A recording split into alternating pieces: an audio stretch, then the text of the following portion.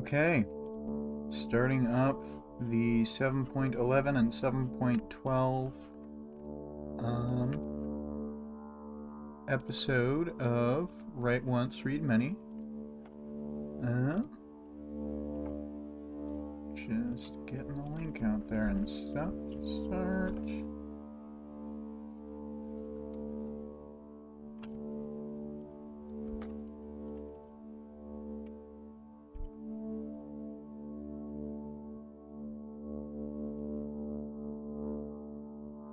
Okay. Sorry, I got a new notification I hadn't seen before of Discord telling me how many people it would bother if I sent an @everyone message, because I guess I have reached greater heights in terms of people. But it's like, you know, the 31 people are gonna get a thing. Vale says, "Hi all. Today is Coil Day, eh?" Yes, hello. Yes, this art is from 2 + 4 × 5 on a previous week. It is Coil.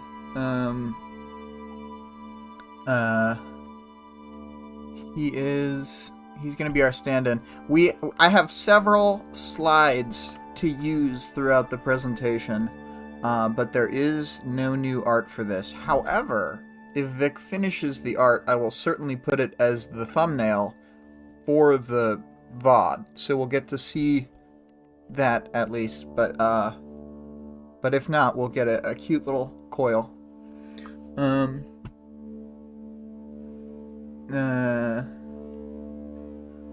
Well, I mean, probably the people who are watching this, I imagine it isn't that much pressure because there aren't that many people who watch this program at all. So not that much pressure. I wanted to remind people of the audience participation question for this week. How big of a shift in your perception of Coil did you have the first time you read 7.11 and 7.12? I feel like mine was pretty big, but I'll talk about it at the time. 17 million, give or take, says Vale. I'm assuming about the pressure, or about the shift in perception of Coil.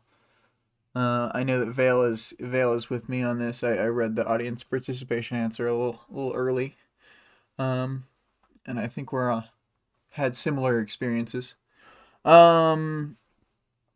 So for the themes of this chapter, I mean, kind of Taylor's sense of constant betrayal in her personal feelings. But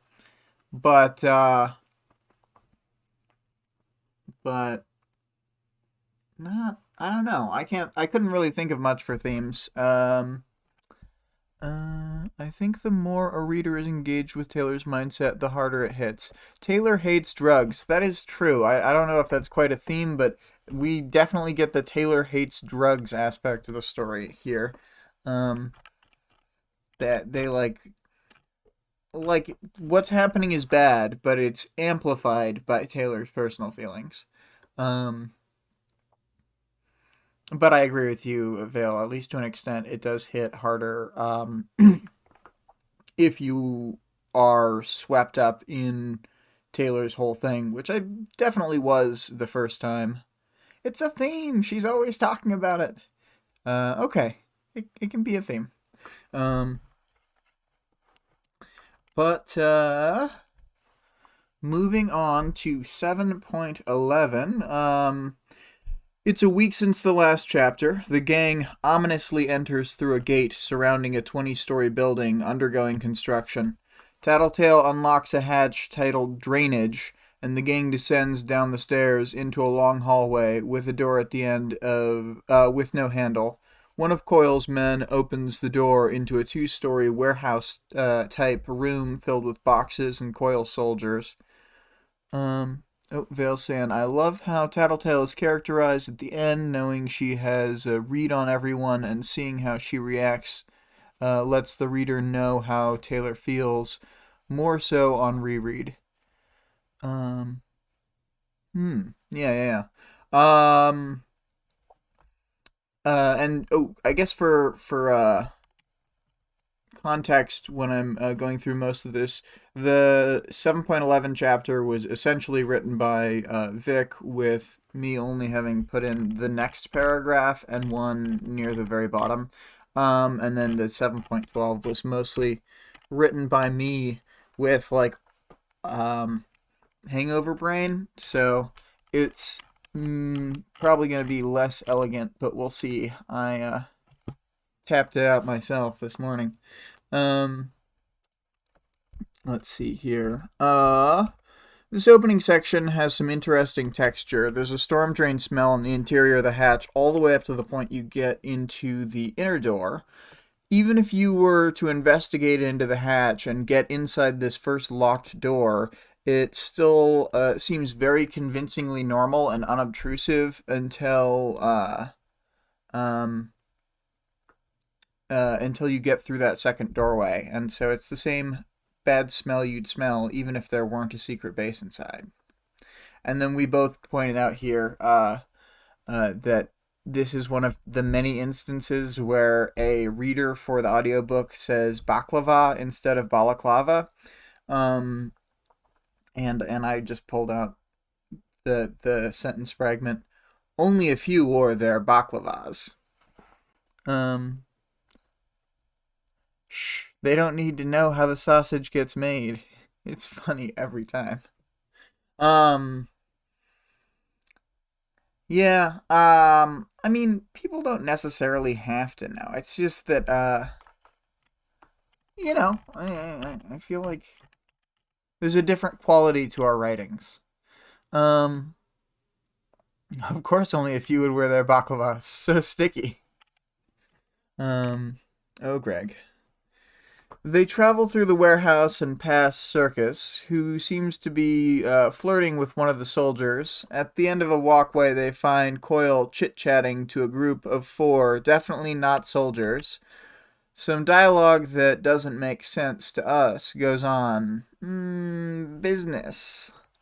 The group disperses and Coyle finally greets the Undersiders. Coyle fishes for compliments on his setup. He lets them know that some of the base will be set up for the travelers and the rest for his soldiers. Vale says they have secret base smell air fresheners hanging about. Yes, indeed. Coyle tells us he was expecting a reply on his deal, but feels that they came for something else. Tattletale spoke. We can't keep doing this, Coyle. It was hard to tell, but I suspected that did something to knock Coyle off his stride. Elaborate. We keep getting through these fights by the skin of our teeth. We're not up for it. Tattletale goes through the Undersiders highlights reel. I think mentioning importantly that in the span of 48 hours, they fought Oni Lee, Lung, and then the Protectorate and Wards, then Empire 88, like all back to back to back. So, good points were made. So even with his power and people, they can't handle the strain. Coyle asks if Tattletale is ending things, but Tattletale says it depends on what they can agree on. Bitch has apparently changed her mind and wants to agree to the deal, but the rest now have their reservations. Bitch says she thinks Coyle is full of shit, but that it'll work out for her and her dogs. Tattletale lets Coyle know that the doxing E88 and their families was too fucked up for them.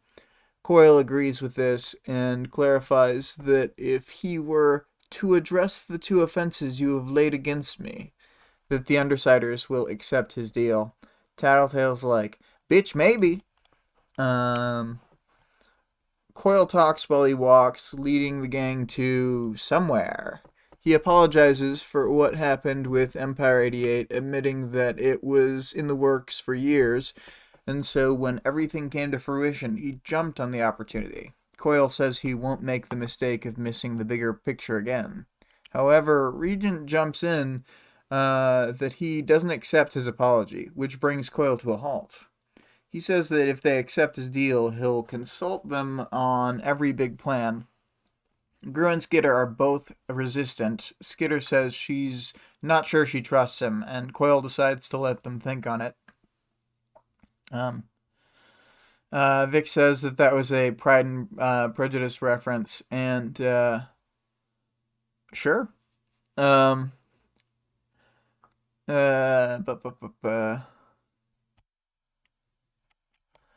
Coyle moves on to the address, Coyle moves on to address their worries about their safety and tells a nearby soldier to fetch her. He returns back with a preteen girl in pajamas and with circles under her eyes. She has a notable detached or anxious demeanor and body language. Coyle gently requests some numbers from her, and says she can have candy after 6 questions. The girl tries to negotiate to 3 questions, and the pair lands on 5. Coyle proposes, "I'd like these people," Coyle pointed at us, "to go fight Kaiser tomorrow night at 11 in the evening. You remember them, the Undersiders, and you remember Kaiser from the pictures I showed you before?" "Yes, you asked me this before." "I did, but I want the Undersiders to hear what you say. Give me a number. How would they do without my help?" 46.62354% chance they all come back. 33.77901% only some come back. That's one question. 2 plus 4 times 5 says, "I'm here now, just in time to hear this scene. Oh, God." Yeah, but 2 plus 4 times 5, this week, your art is the chapter art. So, you have won the game. Vic says, "I hate that they call it candy. It's so uncute." I suppose it is so uncute. Coyle explains that the girl can see the potential outcomes of an event and the likelihood of each. He mentions that it's taxing on her, to which the girl requests her candy again. Coyle asks his question, which is how the travelers would do in the same scenario, which they apparently have better odds. Coyle asks how these teams would do with the assistance from his power, and the girl lets him know that counts as 2 questions. "I get really bad headaches when I try to get too many numbers." And then Vic says, "Bring me my crystal meth." Dinah. Probably. The girl nodded, a little too quickly and eagerly. "Those people there have a 32.00583% chance to come back with nobody dead or seriously hurt if you help them. The travelers have a 41 point... No, stop," Coyle stopped her. "That doesn't make any sense. You gave me different numbers before. Those numbers are lower than the ones they'd have if I didn't help." "It's the numbers in my head." "The numbers are wrong, pet." She shook her head, raised her voice in a surprisingly sudden fit of anger. "No, they're right. You just don't want to give me any candy." Coyle holds a hand on her shoulder, and she's settled with the promise of candy. Vic didn't point this out, but he definitely shakes her about. But when she gives the number for the Undersiders again, the likelihood of them coming back safely is down to 12%. Spooky stuff. Coyle tells the soldier to give her what she wants. Coyle's muttering to himself, obviously confused, stressed, and shook about the fast-paced change in numbers. He asks Tattletale if she can glean anything from the numbers, but she shakes her head. Coyle orders the gang to leave, and they'll continue this later. As they exit the building, Regent is like, "Well, that was surreal." he asks if her powers messed her up, like with Labyrinth. Skitter snaps and asks Regent if he's dense. Obviously, candy was a euphemism for drugs. And Coil is keeping her strung out so he can get numbers from her. Regent starts to retort, but Skitter tells him to shut up. You know if you watch the news, I told Regent. If you read the paper, I hate that I have to explain this, when I don't even want to think about it. She's the missing kid. Remember our bank robbery?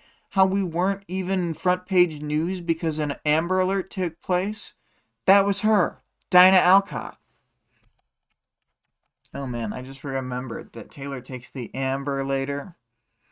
She's going on an Amber Alert. I don't know. Something. I can't complete that joke, but someone can pick up the ball and run with it. Um, Greg says, wonder what Coil's other option was here that unsettling the Undersiders with Dinah's performance was the better line. Yeah, I mean, it seems like he had a prior encounter with them probably like 10 minutes later, and maybe what he was doing was just sort of rescheduling the meeting over and over again until it like worked, and he kept like failing or something, and then they got to this point where the numbers change, and then this took priority. But like, I have to imagine this is not his first version of the conversation. Um, Going back to this, I feel like this really isn't Regent's fault that he couldn't follow the scenario, but that's fine. If you think about it, he spent a lot of his childhood around people who were strung out from his dad's emotion power. Skitter looks at Tattletale to tell her she's wrong, but Tattletale just looks away. Skitter spells it out for Regent that the bank robbery was a cover for the kidnapping. Oh yeah, I mean that part's pulled out, but I thought it was worth saying in that way. Justice for Regent. That's big. Any final chapter thoughts that I have? So I think that this chapter is like really a great like emotionally turbulent chapter, because like this one and the next one, the first time you read them, I feel like the story could really go in so many directions that it's just so it's upsetting the status quo in an emotionally upsetting way, um, by like sort of starting to pit all the characters against each other again, even though Taylor had just come around to thinking she was going to stay with the Undersiders like 1 week ago. Um, so it's just this whole thing. And it's a very, I don't know, I think it hmm it's not as memorable as I think some of the ones around it, but yeah, baklava. Um 7.12. Gru's telling Skitter that they're not to blame and she isn't having any of it. He says they can't have known what was really going on, and she counters that this is only because they weren't paying attention. Coil used them as a distraction, and Dinah's been in captivity for almost a month.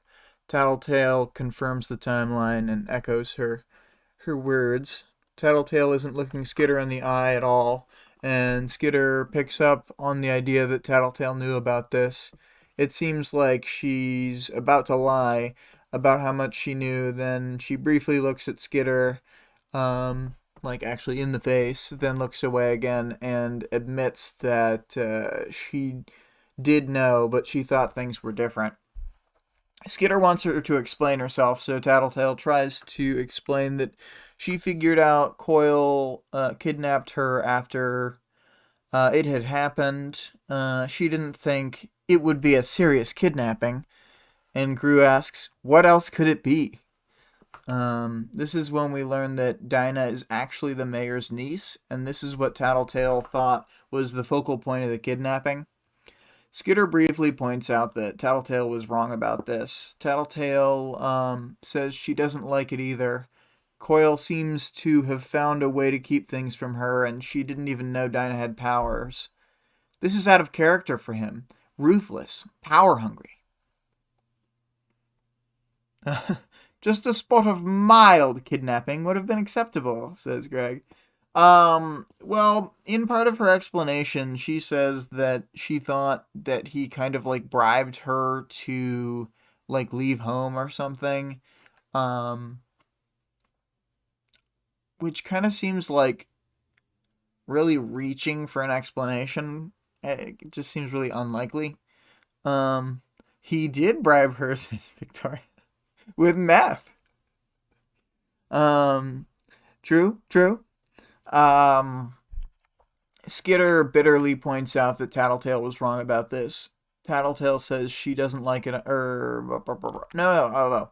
I already said that. Bitch seems irritated with the whole thing and thinks they can just tell Coil to fuck off. Coil says that they can't walk away now that they know she's been kidnapped. Gru chimes in that he can't just leave because he's counting on Coil for the stuff with Aisha. I looked at him surprised. I don't want to say your sister isn't important, but are you really willing to let Dinah stay in captivity just for Aisha?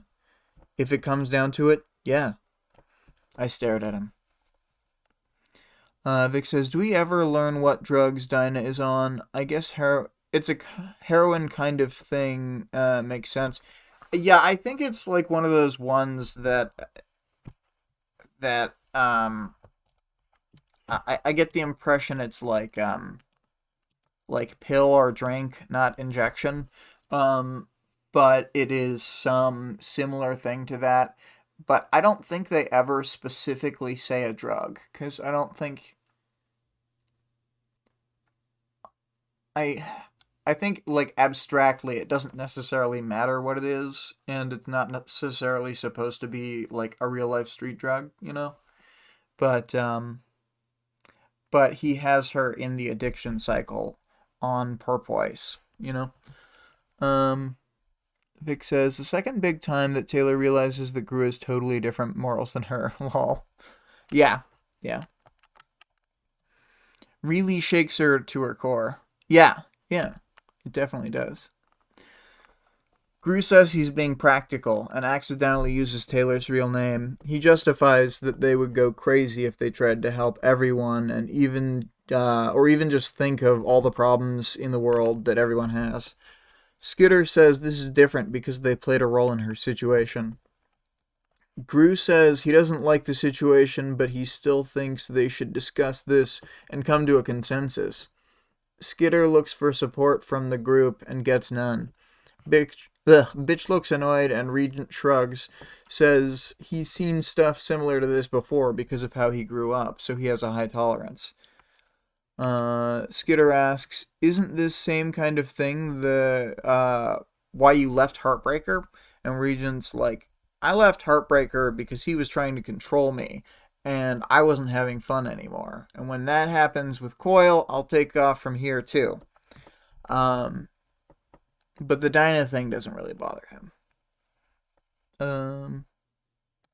Taylor says it's different if you pull the lever on the trolley problem, says Greg. Yeah, that's what she's saying here. These are the people I've been associating with. I look to my last hope for backup and support, Tattletale. She had her thumbs hooked into her belt, her shoulders hunched forward a little, where she leaned against the wall. She didn't look happy. When she met my eyes, she gave a little shake of her head. Tattletale tells Skitter that part of why Coil did what he did just now was to test them and weed out people who won't want to work with him when he does increasingly morally dubious things. And that much she can tell. And then Skitter says, if this is a test, I spoke, feeling my heart sink, I think I fail. Don't say that. Tattletale spoke. Gru's right. We need to discuss this as a team. Discuss what? Whether to stay with Coil? When Tattletale sighs out a, yeah, Skitter loses it and says it's fucked up that they think this is negotiable, her voice changing with her rising anger. She stands there for a few seconds, giving them time to say something, but no one does. Then Skitter turns to leave and exits the hatch. Gru calls for her to come back, and she doesn't respond to him because she doesn't want her last exchange with him to be swearing at him. After she gets a few steps out of the hatch, Skitter hears Gru on the gravel behind her, coming with an arm out to grab her. Losing her temper again, she sends forth the insects she had in her costume to form a barrier between her and Gru. She thinks about fighting him and isn't sure if she could beat even just him. Bitch starts growing her dogs. Skitter thinks that she won't be able to win, or like she definitely can't win against the dogs. And Brian calls off the fight, telling the others to let her go. And go she does. There's a scene transition. And the rest of this chapter is at the loft. I think it's good that Wildbow uses these little break marks between paragraphs. Because it indicates either when time passes or when we're like doing a hard cut from scene to scene in terms of location. So they're pretty useful. And in a lot of the audiobook segments, I forget if they do it in this one or not, but I think it's mostly in like Ward. But they'll have the scene transition markers be like little tone or like 2-beat thing. So it's really clear when you're scene transitioning there as well. So pretty cool.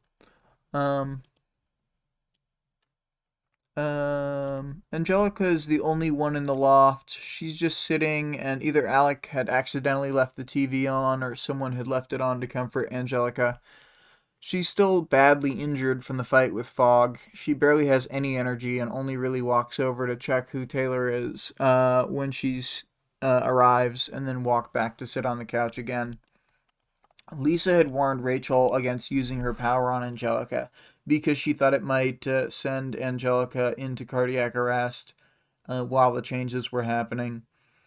And then Taylor thinks how she doesn't feel attached to Angelica, but was worried about the reaction that Rachel would have if she had died. So yeah, it's like a week later, and she's barely doing any better. But she had been doing so bad that this is still a noticeable improvement for Taylor on how Angelica's doing. It was strange to think I was walking away from this place. The loft, the dogs, the others.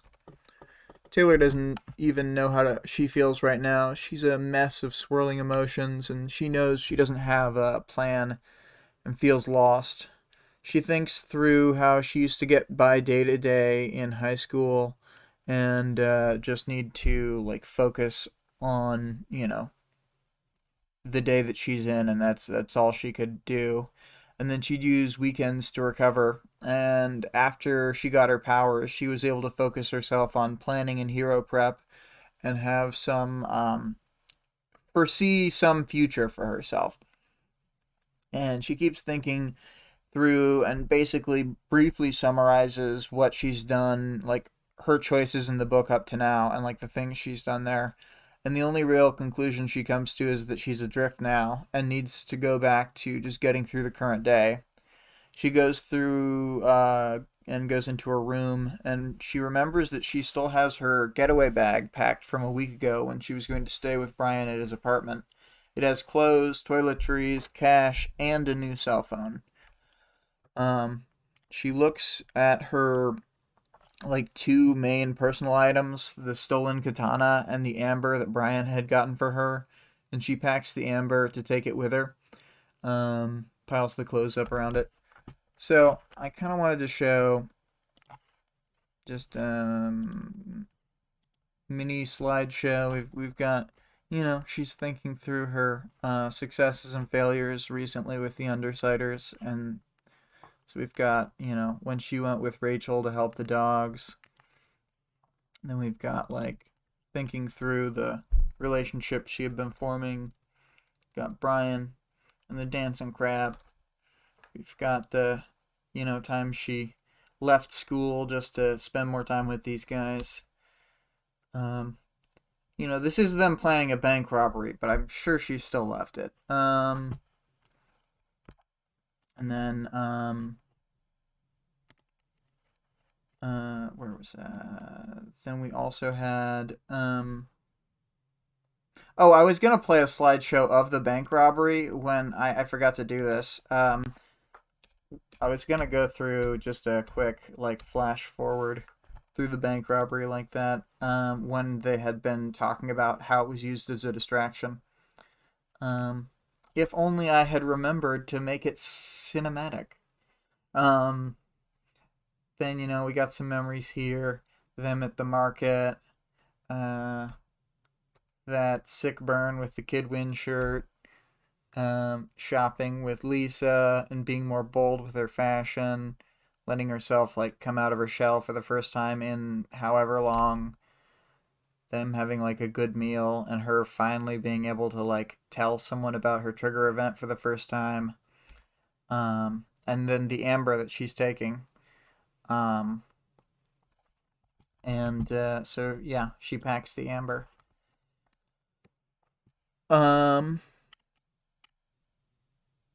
She looks over at the clock and sees that it's 6:40 a.m.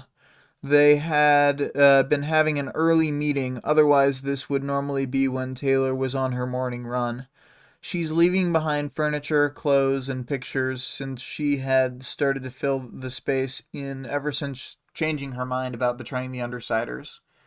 While Taylor puts clothes on over her costume, Lisa appears and asks what she's going to, or where she's going. Taylor asks if they're going to hunt her down. You know we wouldn't. Taylor says it makes more sense for Coyle to take her down using the Travelers anyway. This feels bad, Taylor. You really have to go? Taylor says that she doesn't even want to look at herself in the mirror. She can't go back to the others again, and act like things are normal. And there are two kind of large sections I took out of here, like just direct chunks. And the main reason is because I didn't feel like I could summarize them in a way that, like, they're just really important. But believe it or not, Brian's as freaked out as you are. If he's being weird or out of character, it's just him defaulting to his core programming. You know what I mean? Like bitch getting angry, or you going quiet and wary. I shrugged, tied my sweater around my waist, told her, in hindsight, I don't think it was that out of character for him. Part of the reason I'm leaving. Is this leave permanent or temporary? Don't know. Are you going to do something stupid like try to rescue Dinah yourself? Don't know, I repeated myself. Lisa tells Taylor that they might have to stop her if she tries to rescue Dinah. Taylor tells her that they'll all just do what they have to do.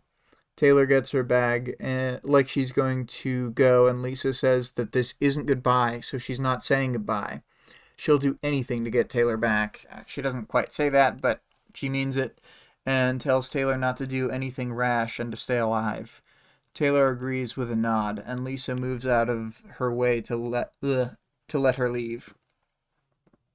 Vic said sad about the conversation, I think, when I was reading the quote. Taylor gets about halfway down the stairs, and then she hears a noise she quickly realizes are air raid sirens. Running back upstairs into the loft, she sees Lisa's already watching the news.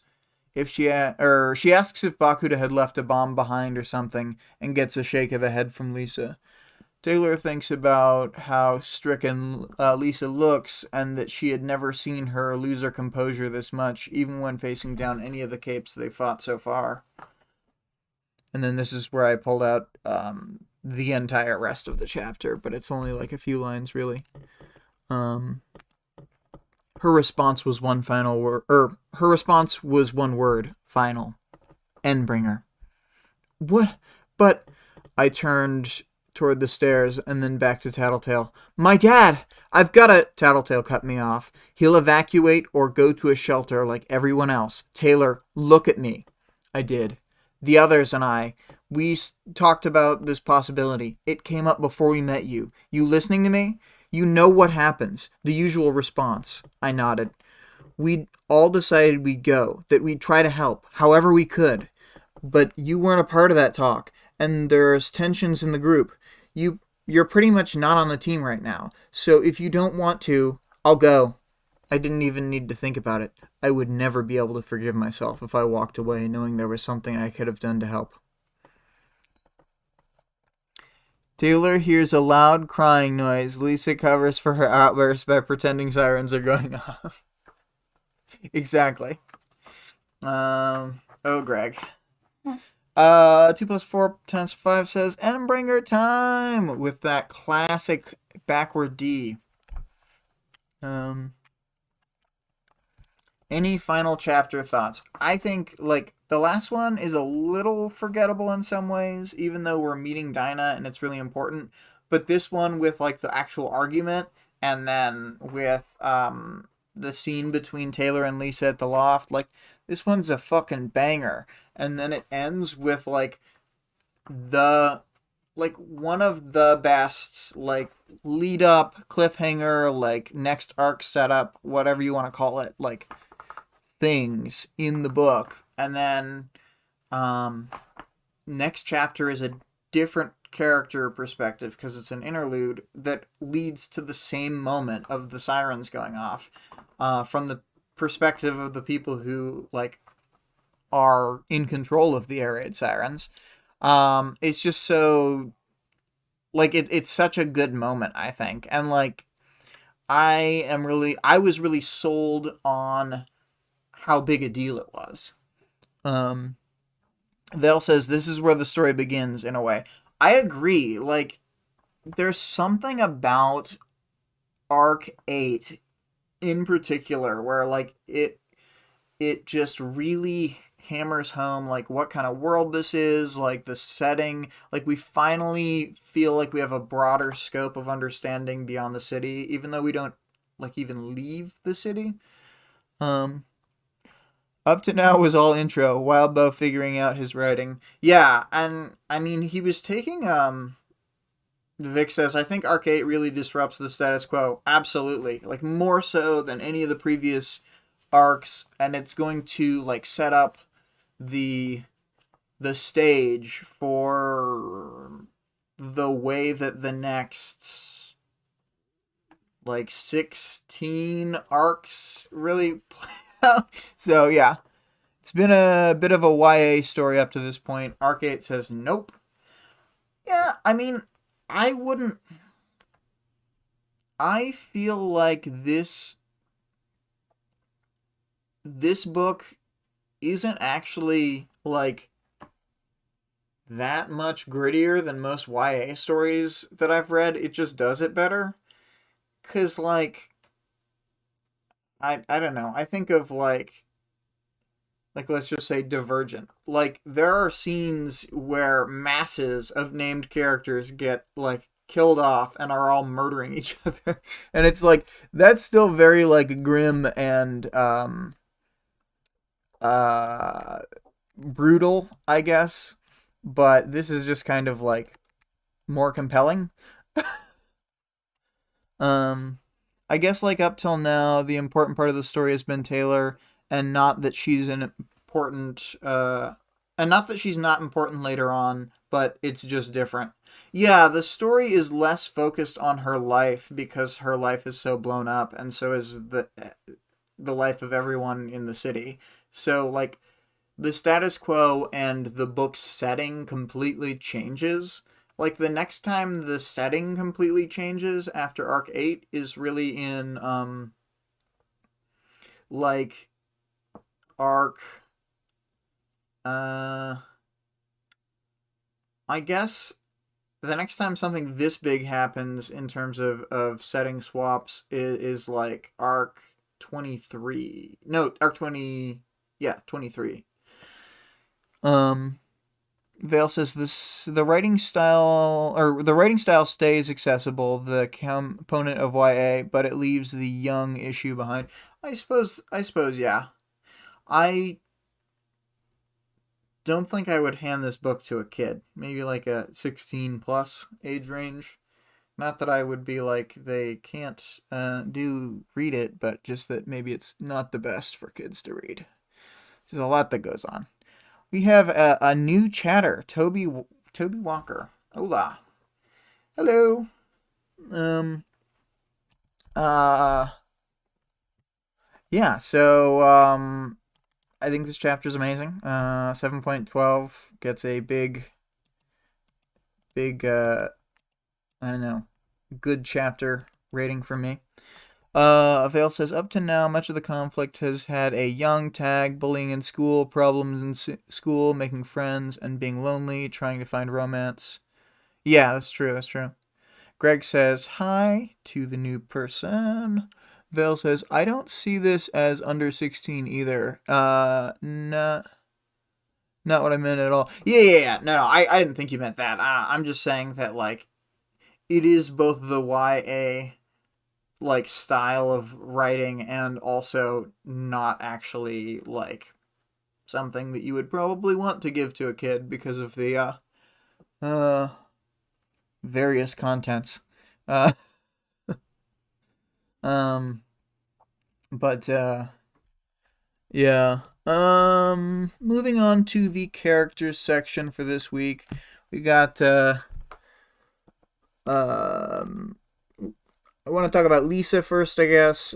She's the most worried in 7.11 about like the game and thinks about how things have been getting into it too intense for them and is pushing back on Coil now. But um, I think the thing with revealing the identities of other capes, regardless of who they were, um, was a big deal to her because as soon as you're crossing the line in the game from her perspective, um, she's very uncomfortable with that. Thinks it's important to keep it all alive. Um, and then she knew about Dinah, and I think it's like an important moment when she's interacting with Taylor in the like team argument that she can't look Taylor in the eye for the majority of the conversation. Um, this is like this is a disaster scenario for Lisa. Like a complete disaster. Vic says Lisa either made a lot of mistakes and or gravely misjudged how Taylor would react. I feel as though she wasn't planning. I think she made a lot of mistakes. I think she knew Taylor would react badly to this, um, but she also didn't know the extent of it because I don't think that she didn't know about the power. Certainly, she says as much, and she maybe didn't even know about the drugs. Vale says, I don't know if Lisa really understood all that was going on either. Yeah. I don't think that she had like a perfect understanding of this, but so in that way, she did make a lot of mistakes. And she misjudged the scenario, certainly. But I don't think that she ever thought Coil would reveal this to Taylor. I think that she was just going to let the Dinah situation, um, like, go. Like, know about it and just never bring it up to Taylor and try and skate past it. Out of sight, out of mind. Um, but that did not work out. For Brian, we see sort of more of what we've known for a while. It's like Vic says, this is the second major time that he has like shown to Taylor that his worldview is really different from hers, and like they have different morality essentially. Um, and it's pretty devastating to her for this time. Vic says it's also super funny that Coil thought they would react just fine. Do you really think that he was testing them? I do. I think Vale is kind of probably right as well. I think Coil is trying to show off, and it is so weird. I think that he's so coil brained that he can't like necessarily see that other people would care about the fucked upness in some ways, but like I think he thinks more of them will be on board with this, but I also think that Tattletale's probably right that he's weeding them out. Yes, I mean waffle brain. That's definitely what I mean. Um, let's see here. And then Alec, totally detached. Taylor tries to gotcha him, and he's like, "Gotcha back. I am cool with this. I don't give a fuck." Um, Toby says, "Coil is so coil brained. He doesn't care to have a touchstone, and it shows." Yeah, yeah. He doesn't have like a lot anchoring him back to like other people and understanding other people's perspectives. And I think he kind of shows he's able to plan around people once he understands them. But I think he shows throughout like much of the rest of the book that he is very bad at people. And he's bad at keeping up his like cool, calm demeanor thing that he tries to make like his hallmark. Um, Vale says, "This is him opening up to his new villain friends. Look at what we accomplished. Think of the power." Yeah. Um, Quill is such a loser. I miss Accord. Thanks, Vic. Um, well, we'll see him for a little bit in a while. Anyway, I think that's all I have to say about Alec. Not a lot goes on with that. And I'm gonna turn the picture back to the shady Coil from the first time they met him. You know, as their boss. Rachel, she is now in favor of joining, but is like the first one to present the idea. She's like, if it's that bad, then just tell him to fuck off. So she's in favor of the joining, but clearly like not tied to it. Vic says, "I think this is when it becomes clear that Alec is actually a sociopath." Well, yeah, he kind of seems like, I feel like when you first read the book, your brain can easily put an overemphasis on stuff uh like the idea that Alec is the idea that he's like a disaffected sort of artist, but he like doesn't want it to show and stuff. But then you kind of get to know what he's actually like and see that it's less of an act and more of just who he is. And he does have some like under the surface emotions that he can't tell about himself, I think. But it's a lot more like he really kind of just is a bad person who can be a good person if he's having to fill in this role to be part of the team kind of thing. And he's able to play along and be good-ish, but he, if left to his own devices, would still like, you know, uh, do the bad things. 2 plus 4 times 5 says shady coil from the first time. Ah, yes, as opposed to shitty coil from 2 plus 4 times 5. I love shitty coil. I will put shitty coil up once more. Learning where Coil came from really makes it seem like he needed some friends capable of telling him to chill the fuck out. Yeah. Vic says, yeah, he has to put in actual effort to be good-ish about Alec. I'm thinking, 2 plus 4 times 5 says, yeah, I love shitty Coil too. Um, anyway, so moving along, Rachel being Rachel and Terse and stuff. Um, moving to Coil, I actually wrote a bit more than I did for the others, because the others I just put like 1 or 2 word bullet points. Tattletale has the most information on Coil and doesn't think this fits his previous pattern. Even she was believing in the mask he puts forth to her. He's been consistent enough for long enough that she sees his being aggressive, or his big aggressive power plays, and is shocked. But from my perspective, rereading the book, it feels like he's always barely holding back from doing this kind of stuff, and that up to now has been much more the act, and when he does like really draconian stuff at different times, like that's what he's kind of always like. It's just him actually doing the thing he wants to do. Vic says, I guess this is also the first time we see Coil possibly fucking with her power with his power. Yeah, this is the first time, and like she specifically calls out that he must have spent enough time. Let's see here. Power. I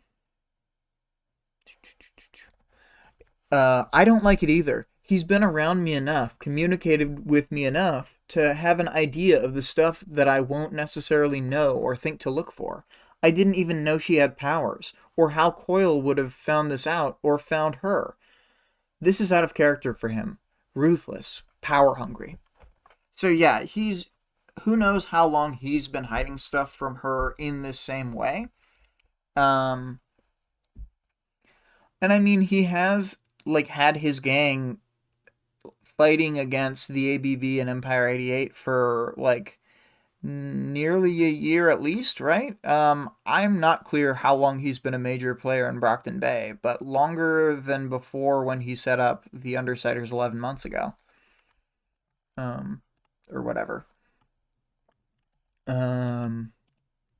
So yeah, we learn a lot about Coil. He's got this like camouflage base that has like 20 dudes in it or whatever, and like, you know, capes casually on retainer. We already knew Circus was working for him, but like to see her here interacting so like casually with all the soldiers and stuff, and how integrated she is, because we've been told that she doesn't work with other capes, but that was obviously a lie to make it seem like she's a solo operator. But by then she was already working for Coil, and he was having her stay undercover as a solo thief. So, you know, the tendrils run deep. Vic says, oh, and his weird parent-child relationship he pushes with Dinah. Yeah, calling her pet name, pet names as well as pet, and touching her and stuff. Yeah, for sure. It's like super, like skin crawly and off-putting, and it's super weird. It's like, it feels gross. But I mean, it does exactly what it's going for, so it nails that. It really you turn on Coil on a dime on this one. It feels like, because you can suspect from however long ago, like, oh, Coil sucks for X, Y, and Z reason. I don't trust him yet. But I mean, I don't know. I definitely didn't expect him to be like this awful, I guess. Like keeping essentially like a slave. And I mean, that's dumb on my part, maybe. Vic says, I feel like it would be less weird if he treated her like an actual daughter, if he was trying to Stockholm Syndrome her. Yeah, it would, and that's a little scary. Yeah, says Toby. Vic saying he does this half-ass thing with her, which makes her feel like more of a pet or slave. Yeah, exactly. Um, she really is like a literal slave. She's kept to do work. I mean, the work is a little more abstract, but it causes her pain, and it's um, she's being held against her will. She's uh, trapped in this cycle with the drugs and stuff. Um, so yeah, it's a whole shitty thing. Um, and then Dinah, as a character, this is like we have heard of her from the newspaper, but I don't remember if she was named before. I don't think so. We meet her, we learn about her power, which is like an incredibly powerful power, really. I mean, right now, it doesn't do her a whole lot of good and is kind of a strict negative in her life and has caused her all sorts of problems. But, but, I don't know. We don't know that much about her yet. So I don't want to get too far into it. Um, as far as like her whole arc or anything. So I'm not gonna really spend too much time talking about Dinah right now, other than like she is the reason Taylor changes her mind on this stuff. Um, she will be Taylor's goal for a long time to save Dinah. Um, and yeah. Anyway, so skipping along to the powers, knowledge, and world building section. I already talked about it a bit, but Coil's base and like the construction around it, the way he has like hidden this stuff, and I don't think it's made like fully clear here, but like Coil owns the like land. He's been like buying up tons and tons of properties and like just land plots and stuff. Um, so I guess empty properties, but tons of area that is very like low property value areas so that he can get it on the cheap, or it has like half constructed buildings or whatever. And then he also has um, tons of access to actual construction companies that are like front companies and like things like that. Tattletale's power can be fooled by coils. Very notable, even though they don't outright say it yet. Yes, that's very notable. The fact that Tattletale's power can be fooled by like their boss, who is untrustworthy. Um, um, but yeah, the base he has, the fact that he can like leverage this construction equipment and stuff, and like just do like non-crime stuff. He has like other kinds of power than we see a lot of like villains and stories have. Like he's kind of more like a power player in like one of the later seasons of The Wire, where like he has like both criminal power and legitimate like I mean, I still see businesses as like fundamentally corrupt, but from a standpoint that society is fine with, of just like him having a lot of power through owning this construction company. Vic says, oh, and we kind of learn from the stats that the travelers are like a really risky group. Um, they're like really, really dangerous.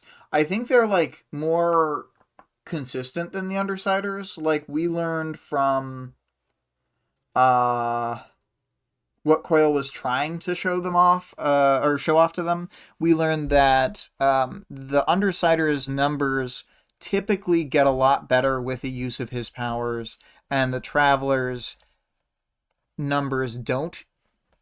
get a lot better, and I think the reason for that is supposed to be the fact that the Undersiders are more likely to come up with a new plan on the fly and to like win a strange scenario, and the Travelers kind of do stuff the same way every time, so sending them in 10 minutes later isn't the huge like difference that it like for the Undersiders it's like positioning and timing and all these things are like everything, and then for the Travelers they kind of get a lot of that as a freebie, like with Trickster's power being able to do really like positioning changes and things, and then like they have really consistent team comp of like just completely blitzing people with their incredibly like overwhelming like between Sundancer and Ballistic's powers, um, their like firepower, and then Genesis always like adds something in the mix. You know what? Coil should use his power to tell them to use different Genesis forms. I bet that would more drastically increase the numbers if they were bringing different powers to bear, basically, because they have like a switch hitter fourth member who can be like anything. Fourth? What am I saying? Is it? Yeah, there's only. Yeah. Sundancer's fire power, says Greg. Yes. Yes. Like a bug. Vic saying he should just send Genesis on every Undersider mission. Low risk, high reward. Definitely. There's like that's one of the things about Genesis going into a combat scenario. Like the risk factor is pretty much nothing every time, and like she can be so many different capes and things. It's great, man. What a power. Um. Oh yeah, for the powers knowledge stuff, wanted to bring up Dinah again. Being able to percentage see the outcome of events is ridiculously powerful. It's oh my, she's so powerful. It's out of control. Um, and it's very interesting, and it comes with a terrible limitation that makes her life way bad. This is the aside from the case 53s, I think this is definitely the biggest power downside we've seen. I can't think of any other power downside aside from Labyrinth that's really close. And the case 53s is just like a totally different like possibility space, I guess. And then I wanted to bring up aside from that power downside. Oh, Greg says Ashley maybe. Yeah. But we I guess I mean as an introduction to the for like a first time read, we are seeing Dinah as kind of the second, no, the third, because I would say it's like Labyrinth, Bitch, and then Dinah. And I kind of feel like Dinah's is like debilitating pain, so it's like really bad. I don't know. Um,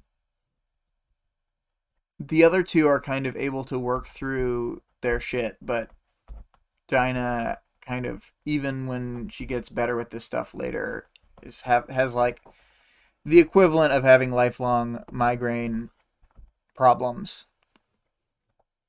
Blindside has always been my favorite for downsides.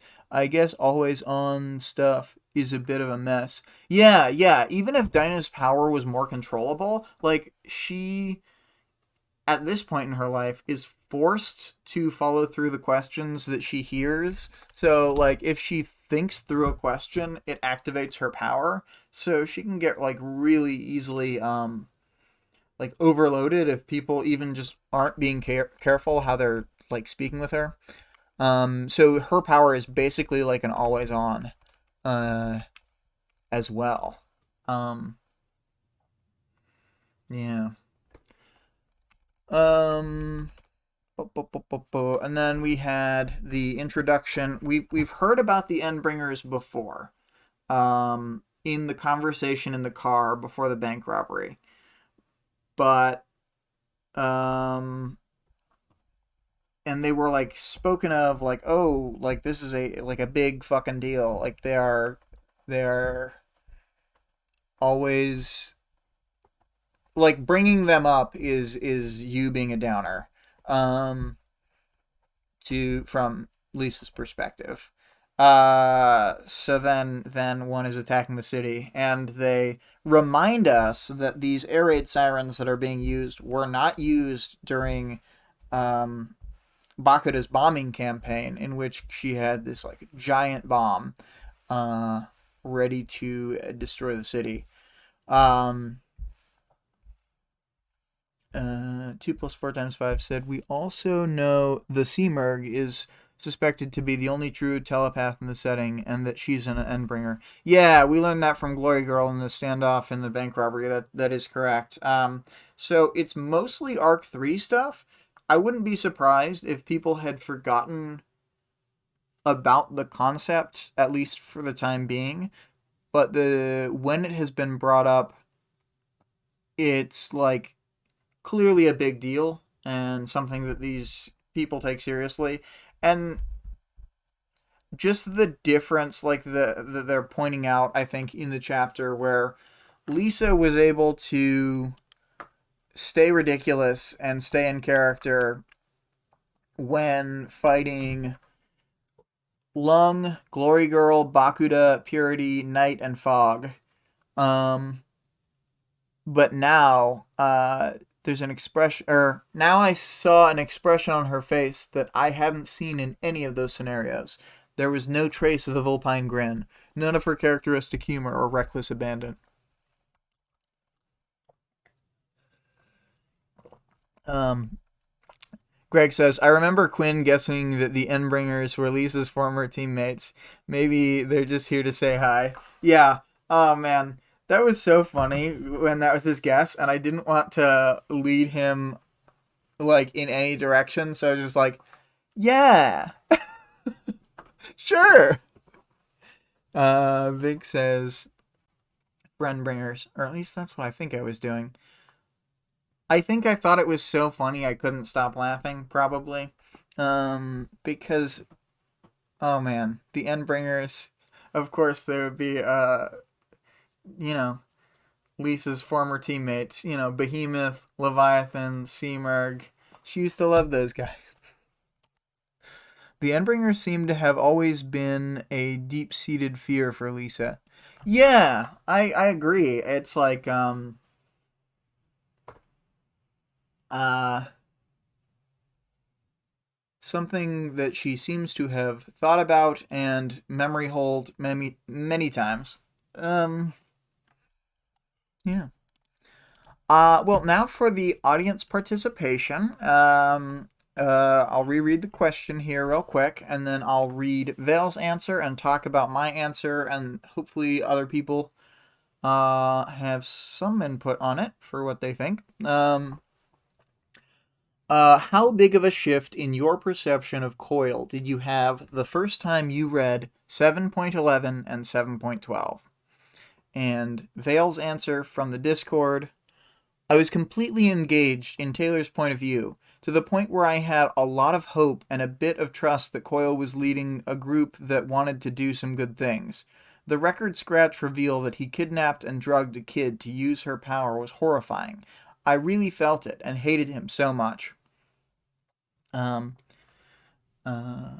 Still about the Endbringers. Even from the first mention of the Endbringers by Taylor, she seemed uncharacteristically shaken by them. Yeah, that's true. That's true.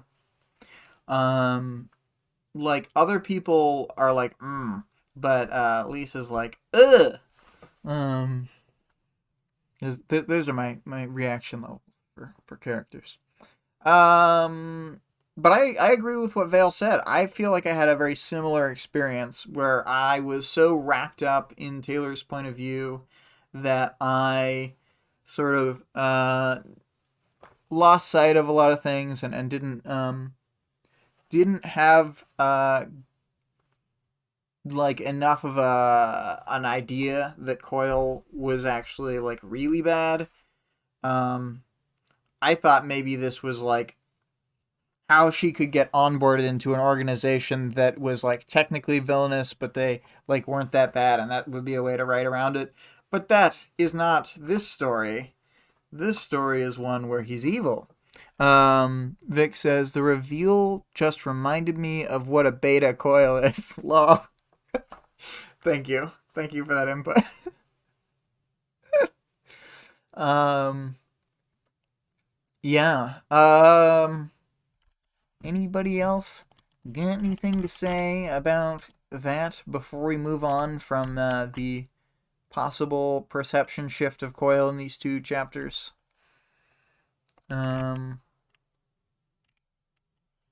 All right. Doesn't look like it. So the next chapter, I did not have a question prepared yet, but it is the Hannah interlude. Next week is an interlude or an interlude plus start of arcade. Next week, Vic will be on the program, and it will only be 7.x. And then we'll try and do like the arc roundup. I am going to try and find an extra thing to do. We haven't been doing that many extras, but like when we did the Quinn's power predictions, like I thought that was so funny, and like I love having little things like that, or like power rankings for characters where we're like talking about, and I don't mean like literal powers. I mean like how much we like them. Art pressure. No, let us not art pressure. I think that will yield less art than previous. Anti pressure. Um, uh, just forget about finishing an art for this week. Um, but yes. So hopefully I'll make it something that we can do that doesn't take a lot of time for Vic to prep or anything, because I don't want to cut into the chapter art time. And we'll just briefly go back to the amber. And I go just a few forward. Another nice memory for Taylor. Having a concussion. Yeah, so I guess I don't have a question for the thing yet. Looking at it, I guess I want people to talk about how they feel about the dual lead-in to this part where the 7.12 and 7.x both essentially end at the same moment. I think it's really cool, and I just want to hear people talk about it. But yeah, so that is the question for 7.x. I will formalize that a bit and write it onto the Discord. But I believe I am going to end the stream here. So I'm gonna start up the old music.